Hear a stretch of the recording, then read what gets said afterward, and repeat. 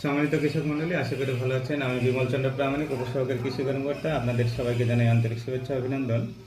সুপ্রিয় কৃষক মণ্ডলী, এখন কিন্তু রাজশাহী সহ বিভিন্ন এলাকায় মেঘলা আকাশ এবং ঝোড়ো হাওয়া বা বজ্রসহ বৃষ্টিপাতের একটা সম্ভাবনা রয়েছে এবং এরকম আবহাওয়া বিরাজ করছে। এই আবহাওয়া আগামী কয়েকদিন আরও থাকতে পারে। তো আপনাদের কাছে আমি কৃষক ভাইদের কাছে অনুরোধ করব, যেহেতু এখন মাঠে বোরো ধান বিরাজ করছে বা দণ্ডায়মান আছে, বোরো ধান সহ বিভিন্ন রকম শাক সবজি মাঠে এখন কিন্তু দণ্ডায়মান অবস্থায় আছে। যে সকল চাষি ভাইদের বোরো ধান 80% পেকে গেছে, তারা দ্রুত কর্তন করে ফেলুন এবং শাক সবজিতে ঝড় বৃষ্টি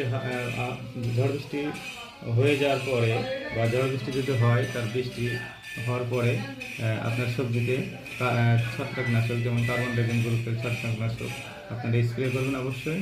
এছাড়াও যেসব চাষিবাদের ধান থোড় অবস্থায় আছে, তা যদি বৃষ্টি বা ঝড় বৃষ্টি হওয়ার পরে অবশ্যই আপনারা ব্যাকটেরিয়ানাশক এবং ছত্রাকনাশক স্প্রে করবেন, কেননা এই ঝড় বৃষ্টির পরে ধানে কিন্তু বিএলবির আক্রমণ হতে পারে। তো আর যে সকল চাষি ভাইদের কিন্তু পান বরজ আছে, সেসব পান বরজে খুঁটি বা আপনার বাঁধন এগুলো খুব শক্ত করে দেবেন।